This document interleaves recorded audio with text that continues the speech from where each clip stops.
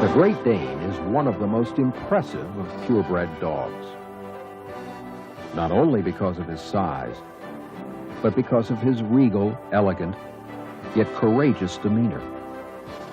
Indeed, he has often been called the Apollo of dogs. One of the oldest of breeds, this picture of an ancient Egyptian toy from 3,000 years BC resembles our modern Danes. In the land of Plato, Aristotle, and Homer, Greek warriors knew him as the Molossian hound.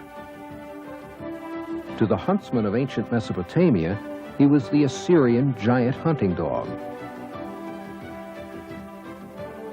The Roman emperors in the Colosseum called him the giant fighting dog.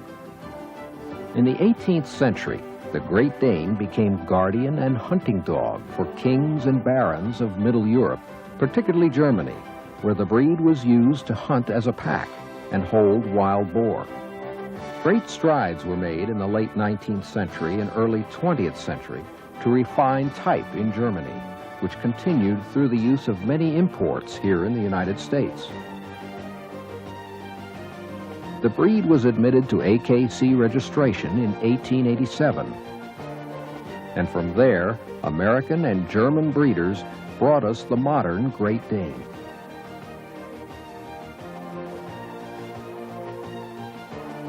These photographs of several dogs from the past illustrate excellence of type which has existed in the breed. Some of these dogs are the forebears of the dogs we know and admire today. Breeders today strive to preserve the classic, sculpted, noble look of the Great Dane, which has been handed down by talented breeders of yesteryear.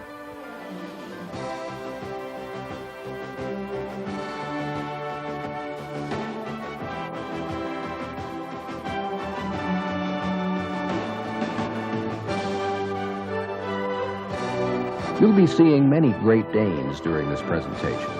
All are good examples of the breed, with differing strengths and weaknesses. All will help your understanding of the Great Dane.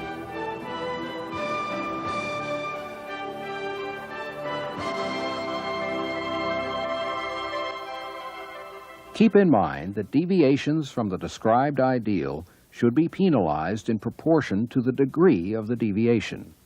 The overall quality, breed type, and structure of the dog is most important. The Great Dane coat color may be one of 5 types: brindle, fawn, blue, black, and harlequin. Later, we will discuss each one individually in greater detail. In general appearance, the Great Dane combines dignity, strength, elegance, and substance with great size in a powerful, high-stationed, well-formed, smoothly muscled body. Despite its size, the Great Dane must never appear clumsy, but must always be well-balanced and move with a long reach and powerful drive. Perhaps more than in other breeds, there is a distinct impression of great masculinity in dogs, compared to an impression of distinct femininity in bitches. There is no difficulty determining which of these animals is which. See how the dog appears more massive throughout than the bitch, with a larger frame and heavier bone. Males should not be less than 30 inches at the withers, and preferably should be 32 inches or more. Bitches should not be less than 28 inches, but preferably 30 inches or more. Balance and proportion are of utmost importance, regardless of height. But any Great Dane under minimum height must be disqualified. In the ratio between length and height, the Great Dane should be square in outline as measured from point of shoulder to the rearmost projection of the upper thigh and from the withers to the ground. Bitches may be somewhat longer in body.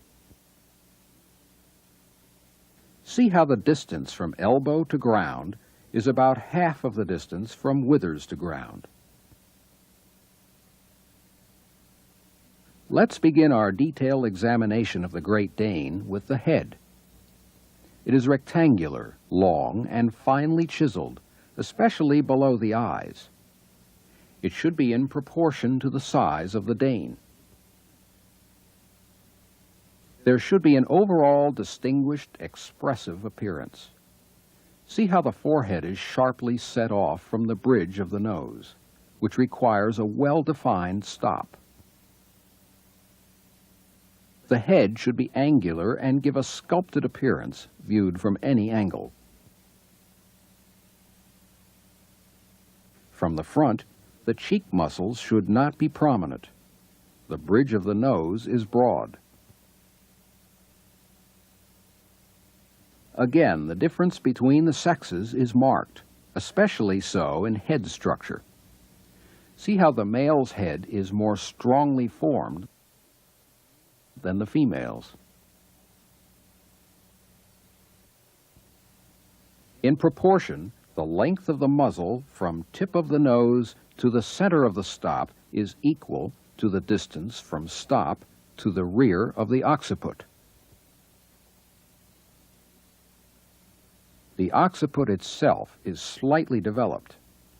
The planes of muzzle and skull must be straight and parallel to one another.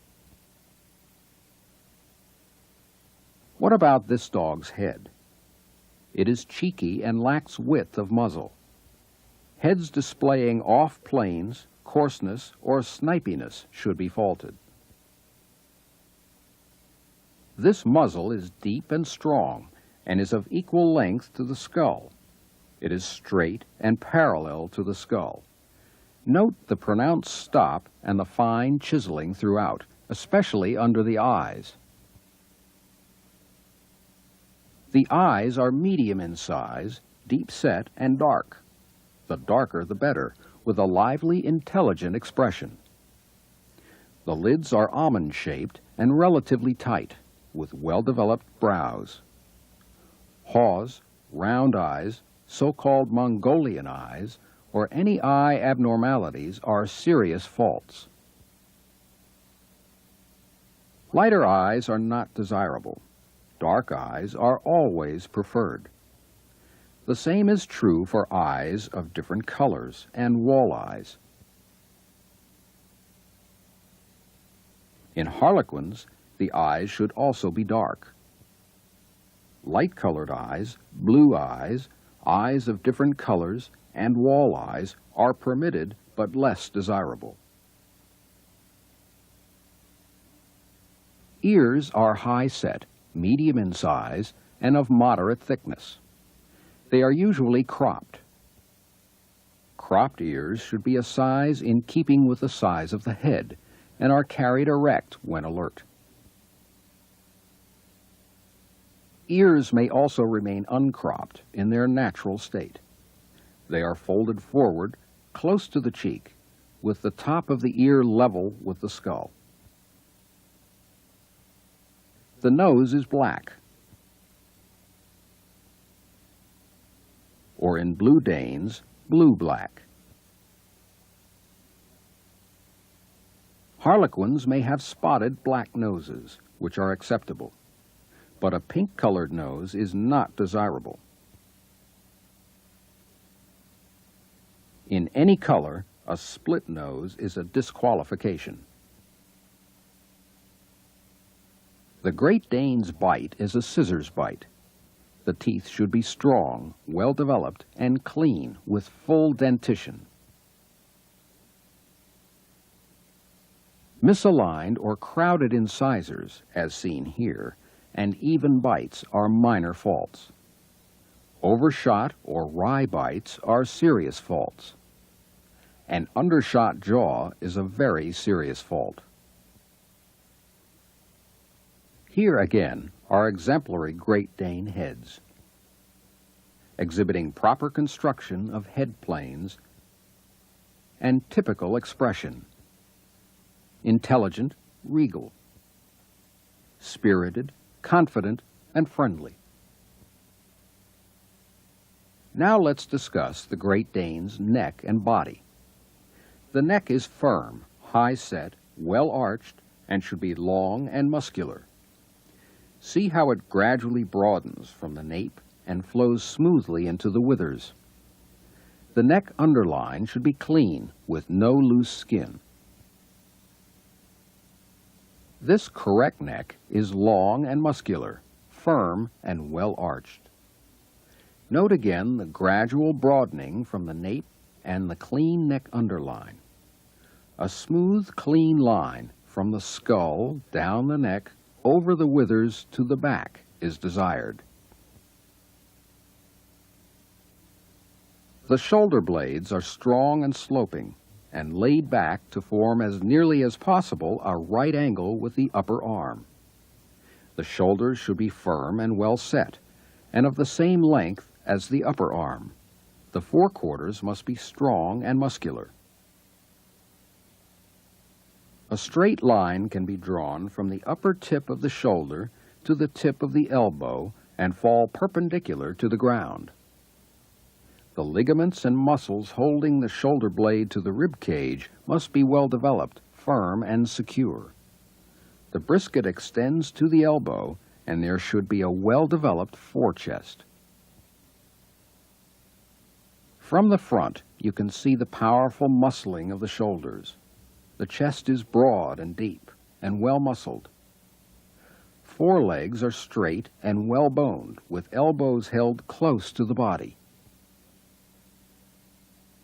Pasterns are strong and slope slightly. The front feet are round and compact, with well-arched toes.